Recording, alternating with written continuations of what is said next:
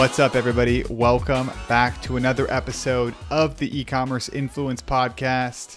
I'm your host, Austin Brawner. And I'm Andrew Foxwell, the other host. And here we are in the second episode of the Profit series, which is pretty exciting, frankly, and I think is full of a lot of tangible stuff. How you been helping people improve profit recently?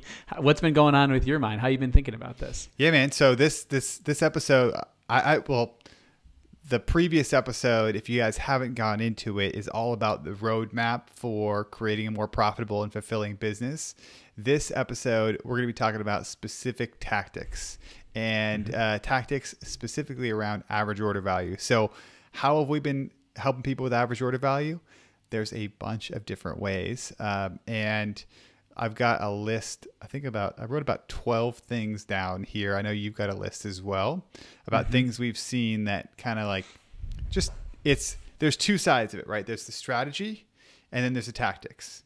And so hopefully today we get to blend a little bit of both and talk about bigger picture idea around average order value and then dive into some stuff that's actually working. Perfect. Yeah, I'm excited. Well, I mean, let me just start by asking you, and somebody contacts you, they join the coalition, or they're working with you, and they say, I want to create more profit, and I want to increase my average order value as a tactic to increase profit. How do you start to frame this up? I mean, how do you even begin the conversation? Because I always go right to tactics, but I feel like I can do a better job at like framing it up strategically. So I'm curious how you go about doing that. Well, I think the most important thing to think about is to truly explain and like explain the idea of 80-20 and the 80-20 rule and really break down how that can impact the way that we think about average order value and think about pricing as a bigger, like pricing is kind of the first place that I'll start because that is a really big lever. Oftentimes we'll dive into people want to dive into tactics, but taking a step back and looking at overall pricing and product selection is really where I feel like there's a huge, huge opportunity. Just to dive into like why I think the 80-20 rule is so important to think about. Basically what that's saying is that 20% of your customers are going to be responsible for 80% of your sales. And then within that 20%, there's going to be another 20% of those people, which is 4% of your overall customers, who are responsible for 80% of the 20% of your sales. And that is crazy powerful. And it's something that is not, I think, isn't utilized enough by e-commerce businesses. Hotels get it. Restaurants get it. Casinos definitely get it. They understand that there are people that are willing, that want the opportunity to purchase a lot more. Right. And they love the access to it and they love feeling like a VIP. I always remember going the first time I actually visited Blender's HQ. We bring up Blenders often, but we're very familiar with it. There was a stack of notes on Chase's desk, and he and Blake had been writing thank you notes to their best customers and were mailing them to them, which I had never seen before. I mean, it's a great idea. I'd never seen that before. And so that kind of like taking care of those people was really cool right off the bat.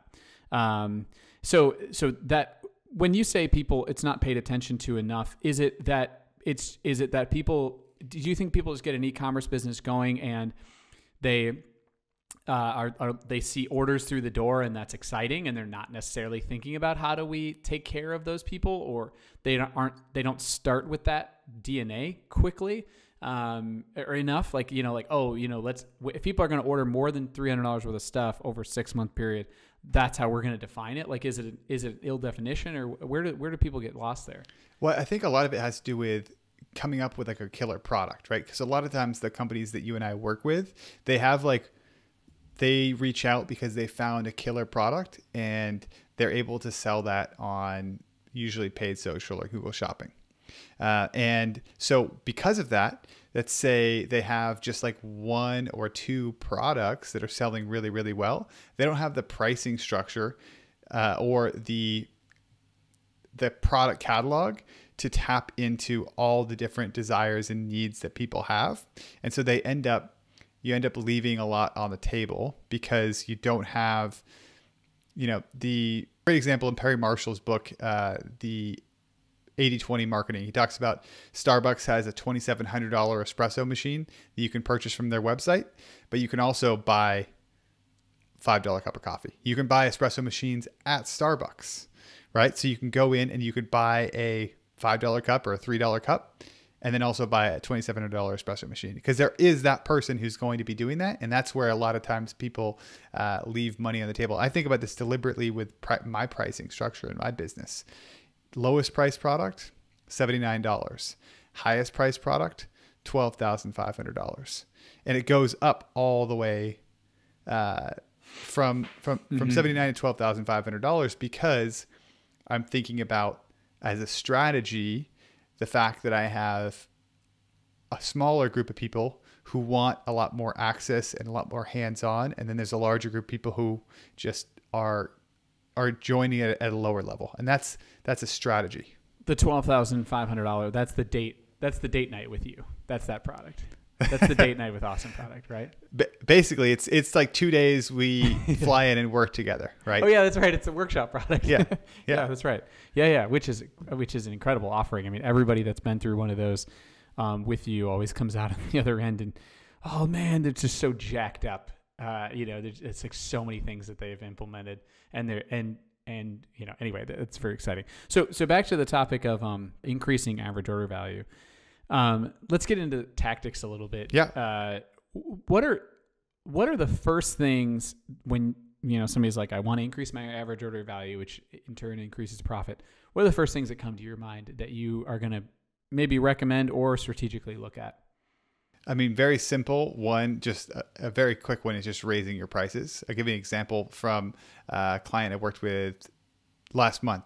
We just looked at their business. We said, let's raise prices by $5 and see what happens. Sales stayed exactly the same. Prices were up by $5. Nothing changed except they made more money. That's very, very simple. Sure. Yeah, it makes a ton of sense. The one that when somebody asks me about average order value, first thing that comes to my mind, bundling products, right? Yeah. Like complementary products. You look at a lot of examples of this. I think in the Facebook advertising world, there's examples of driving traffic, to you advertise for a high margin product, and that's your hero product, and then you're driving them to a page that is either a collections page with complementary products on it, or it's a bundle that you're pushing, even though you've only advertised one product from that bundle. One example that Ben Vandal from Constantly Varied Gear, Messenger Mastermind podcast, he said what they do is they actually drive people to a page, and then they just show how that product is part of the collection. So it's not really a bundle, but the other things as part of that are already discounted on that specific product landing page or product description page, or that collection page, basically, which I thought was, that makes a lot of sense. We've done things similarly with customers, but I liked that right away of kind of, so bundles is another one. Obviously, how do you bundle products? When you think about bundling products, like what's your take on this? Like, how do you go about this successfully? Around bundling products, I think there's a couple ways to approach it, right? Like it's back to like pricing strategy. Like, are you going to have, so a lot of times supplement companies are trying to bundle stuff, right? I've worked with a couple keto companies that they created like starter bundles, or they put together products that are typically aligned together and used together into a bundle, discount it, and sell it at a higher price. A lower price, but collectively a higher average order value. If you're buying a collected starter pack, that's typically one way to think about bundles. It's typically pulling stuff that people would buy together anyway and putting them together. And you can look at your analytics and see what products are people buying together, bundle them, change the price a little bit, give an offer, and go from there. And you can see, like, I think this is an example I remember from a long time ago with Dr. Axe. They were selling essential oils, and they had individual essential oils, packs of essential oils. Then they had the ultra pack of essential oils, which is like all of them for like $150. Sure. And then it was like the mega ultra pack, which was like $500 worth of essential oils. And they were all right next to each other. You could buy any one of these things. So that's kind of how I think about it. I mean, we've talked about bundles so much. I remember you telling me about a deodorant company on a separate podcast. I believe they had bundled, and they went from selling 1 to 6 or something like that.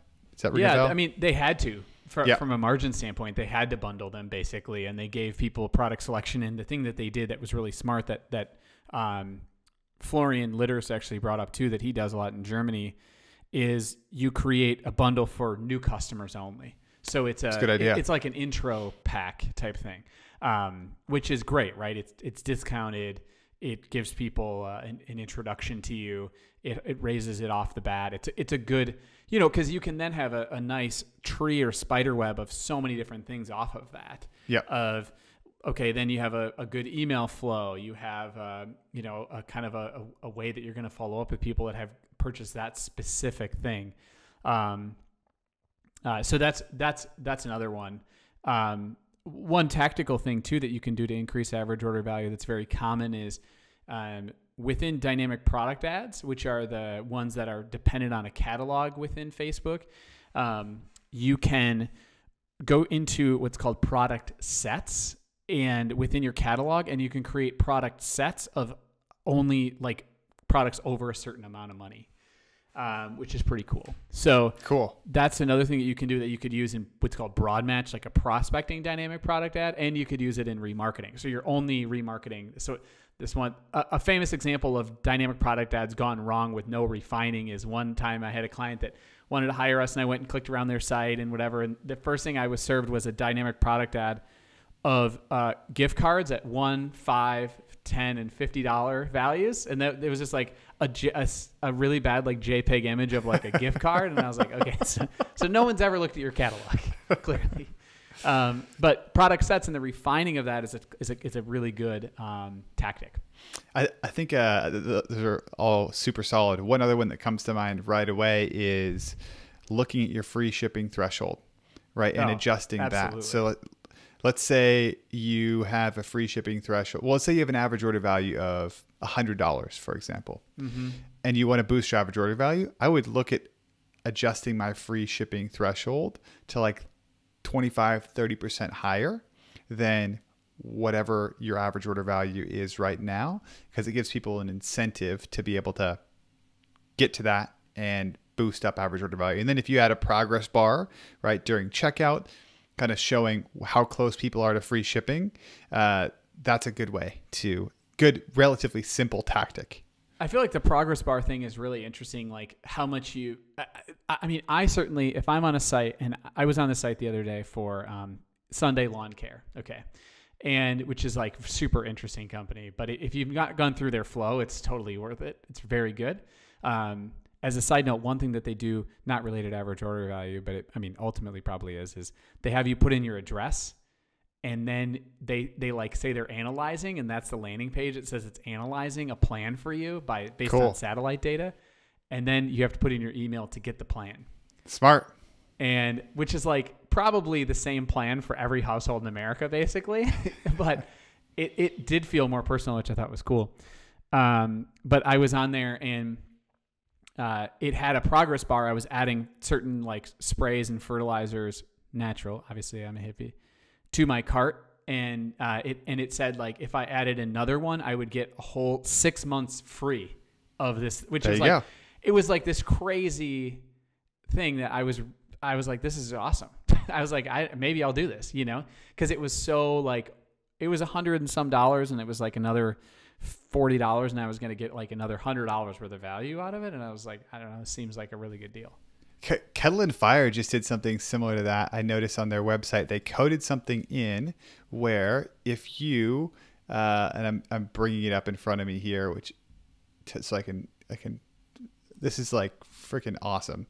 I'm going to share my screen with you. You guys can't see it, but we'll put a link in the show notes to it. Mm-hmm. So if they have a progress bar on the collections page, it says add 6 more cartons to unlock your next prize. And there's tiers of, basically every single number of cartons you add, every little tier, you'll unlock some new prize. Super cool. I love prizes. Yeah. It's great. Makes sense, right? Wow, that's pretty cool. So if I add 1, it gets me add 6 more. I get free shipping after adding 6. All right, let me just add 6 more here. What do you get at 12? Oh, lovely. 3% off. But it's crazy, right? Like, I mean, it's pretty interesting. Yeah. I mean, what's cool about it to me is I think something like Kettle Fire is a great example, right, of the bone broth, because it's not like you're going to buy. You might buy one to try it, but probably not. Like it's at a price point where you're going to want to try different ones, multiples, and things like that. So I like that idea. It's pretty interesting. It also, it's a product you can stock up on, right? Like, right. It's like a, yeah, right. It does. It makes a lot of sense. We actually had a customer last year who's a clothing company, and they had this whole sale, and the concept was a stock up sale.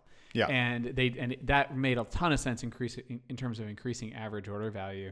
And one thing we did off of that, which is another good tactic, is we took a lookalike of the people that came in and purchased during that time, and we now use that as another high-powered lookalike in our Facebook and Instagram ads. So that's another thing, is like you could take even just high-value customers generally. I mean, you could do a value-based lookalike, which is another thing, which is based off of the pixel. Or you can go into Shopify and download things manually, sort it to your people that have had 3 orders and spent X number of dollars or whatever, and create a lookalike from that. That's another great way to find people that are more likely to spend more money. Well, and that back to your question about strategy, right?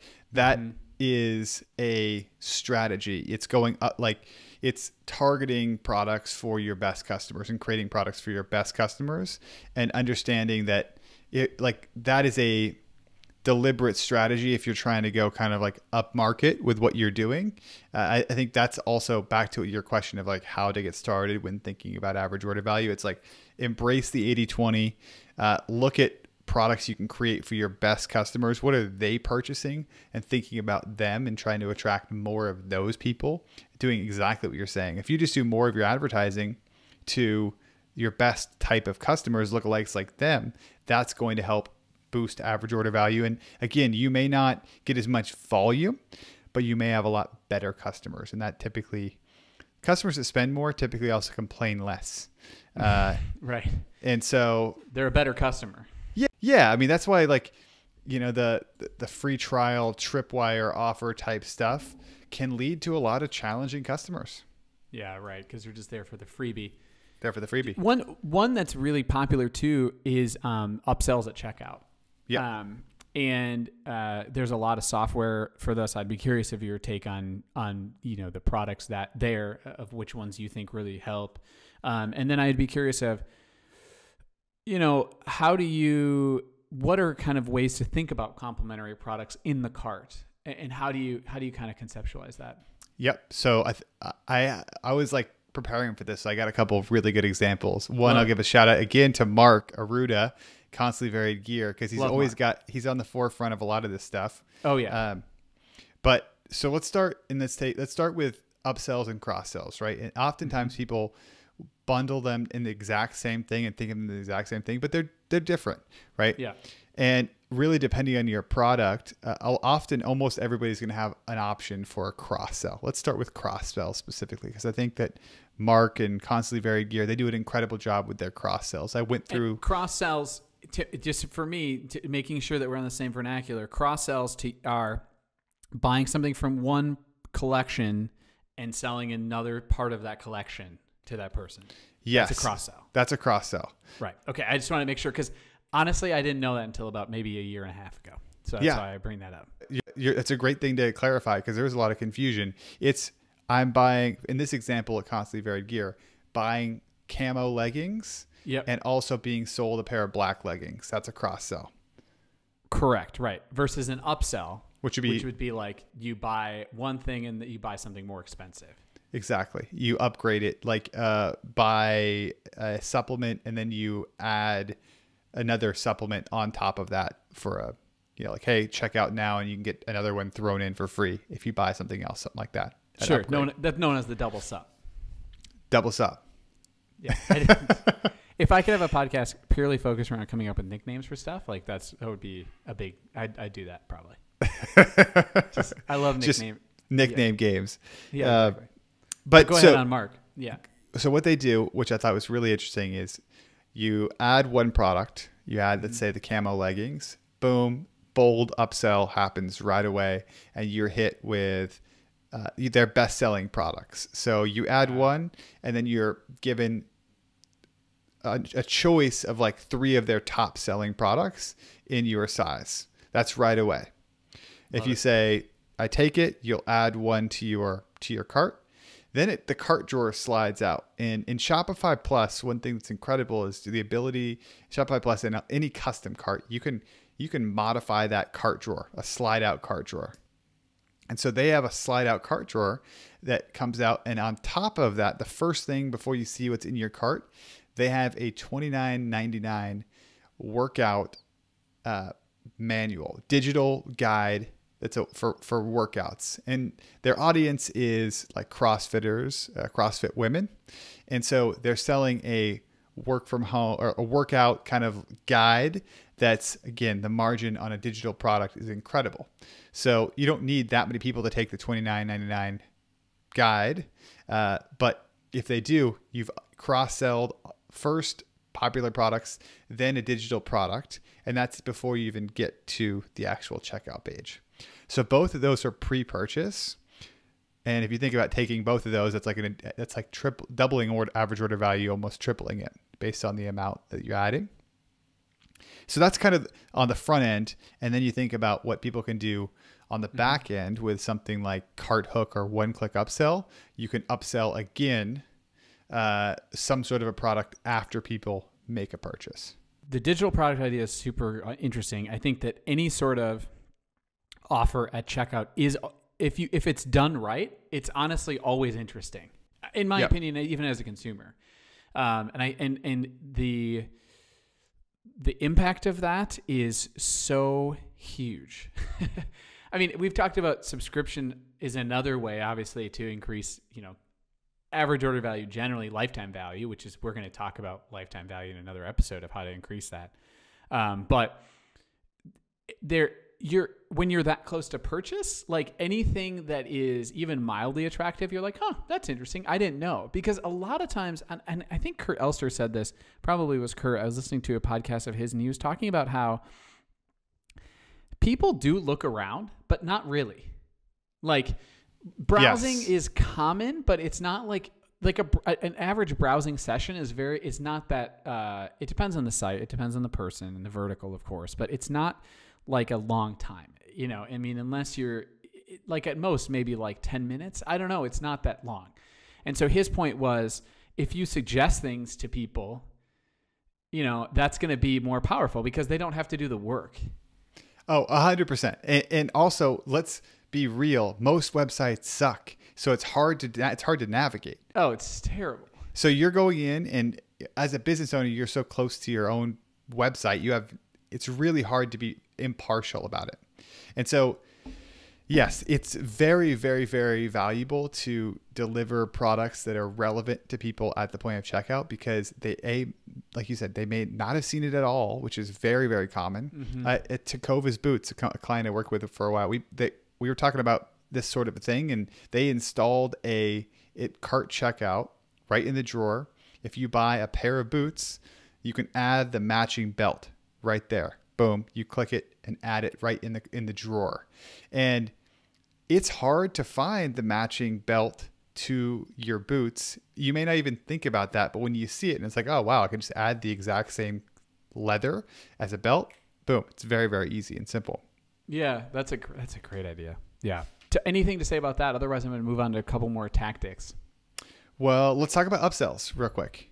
Oh, let's get to upsells. Absolutely. I think upsells are interesting because, well, let me share one quick example about just like I put in a Klaviyo audit as an option to add when somebody signs up to become a member of a coalition, about 25% of people take that offer. We just discount it 50% right at checkout. And it's a perfect example of like thinking about what people might want during that time. Mm-hmm. And that made a huge difference for us. And the same sort of thing, when you switch over to upsells, you can think about often just selling more of the same is really effective, especially if you have a product that like Kettle Fire, that's a stock up type product. If you are if you're selling toothpaste, just sell the same product, but more at a little bit of a discount. That's a great way as an upsell. I like Cart Hook is really my favorite tool for that. Okay. Interesting. Yeah. That's cool. I mean, upsells are, I always wonder, how do you think so just like a case study, I would be curious to your opinion on this. So they're an apparel company and let's just take, I'm constantly very gear and I'm selling leggings. And somebody adds the leggings and I'm trying to get them to upsell and I want to sell them a jacket, something more expensive. Or I want to sell them you're trying to cross-sell organic version of the pants to upsell them to say, hey, these are $20 more or whatever. How do you display the value props the right way? Like, what are the best ways to convince people to do an upsell? Well, I think those are both cross-sells. Those are both cross-sells. Yes. I would say an upsell would be somebody just bought, like, let's say they bought turmeric, right? Which is bought like a supplement to turmeric. And then on the back end, you say, add another turmeric bottle for 25% off. Okay. So it's just more of the same. I kind of always thought that a more expensive product was, an upsell. But it actually is a cross-sell. It is. I mean, that you could consider that an upsell if they're not buying the previous product, right? But that's really hard to do online to take out one version of what you put in your cart and put an upgraded version. And it's really, like you said, it's almost impossible to show the value proposition there. So convincing them to buy more of the same at a discount is basically the biggest one. Okay. Yeah. Cool. That's interesting. Yeah, another one I would be curious to your opinion about. I did ask this question: how do you increase average order value in the Facebook and Instagram Pro Ad Buyers group? And Ryan Kovacs did say tweak the free shipping threshold. He agrees with you on that one. Display the free shipping, and discounts once enough has been added. Florian Marincourt from France had that one. Two that I thought were kind of interesting. One was gifting messaging. So Kyle Yeoman from the group talked about.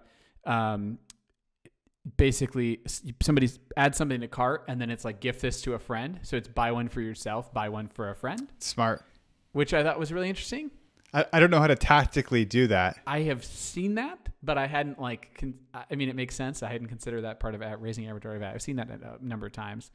And then another one that I thought was really interesting was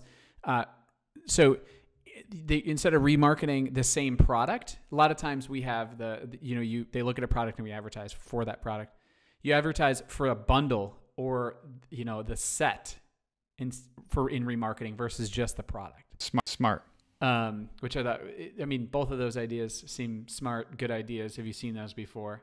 I haven't seen the friend one. I think that's really, really smart depending on your product, especially if you have something that, obviously like anything that gives somebody prestige or a sense of value by giving it to other people.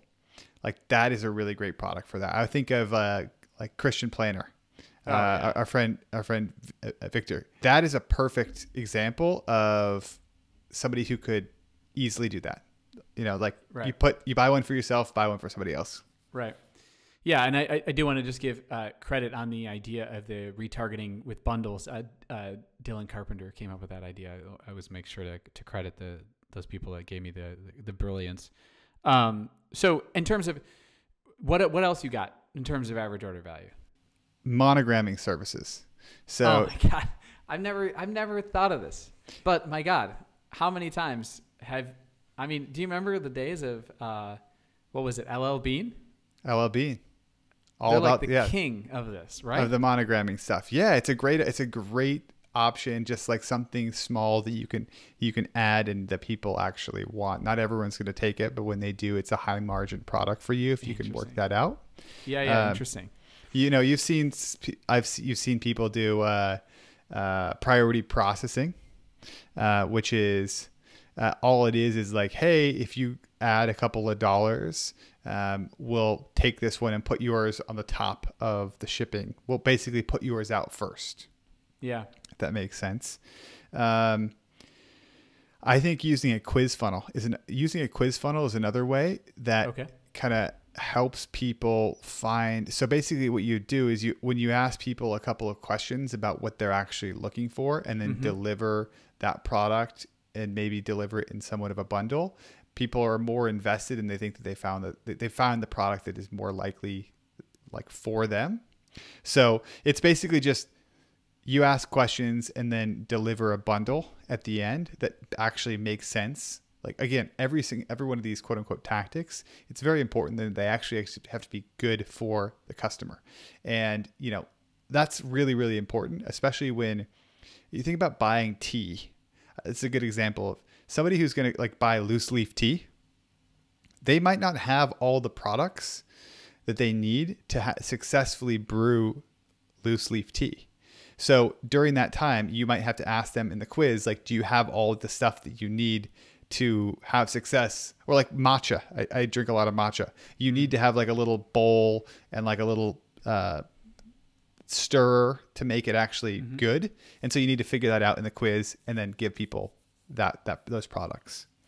Anything else I got on my list here? You know, displaying the cost savings of adding more. So, you know, buy 3 and this is the price, that sort of thing is one way to go about it. I always think about complementary things of the customer experience. Kombucha Kate, our friend, who runs a kombucha shop, one of her big things was she looked at her sales and noticed that a lot of her sales were coming from areas that were colder in the winter. People brewing kombucha inside. And so she came up with a product that she got developed in China that was a heat wrap. And it just wraps around the bottle that comes with the kit, and it's an add-on at checkout. And it's great. A decent number of people take that. So I always think about, I love to ask customers that as well, that we're working with, in terms of the whole customer experience, what are the things that they would potentially take advantage of? I think, you know, really what it comes down to all these tactics, like the most powerful thing is continuing to flesh out your product catalog, because that will just continue to add as you have more products that are relevant. Right. The cart value is going to increase because people can find multiple things that they're interested in. Yep. Cool. Man, this is chock full of ideas. Chock full of ideas. I would love to hear from you guys as well. What things have been working? What have you seen that's interesting? Let us know. Hit us up on Twitter. And I would just love to hear like what's worked for you. And anything we missed. Obviously, there's probably plenty of stuff we missed because you can be incredibly creative around this. Absolutely. But yeah, so the next episode is going to be about increasing lifetime value. Again, if you like this episode and you haven't listened to the first episode in this series, I would go back and listen to part 1, which is about the roadmap to a more profitable and fulfilling business. See you guys on the next episode. Thank you so much for joining us.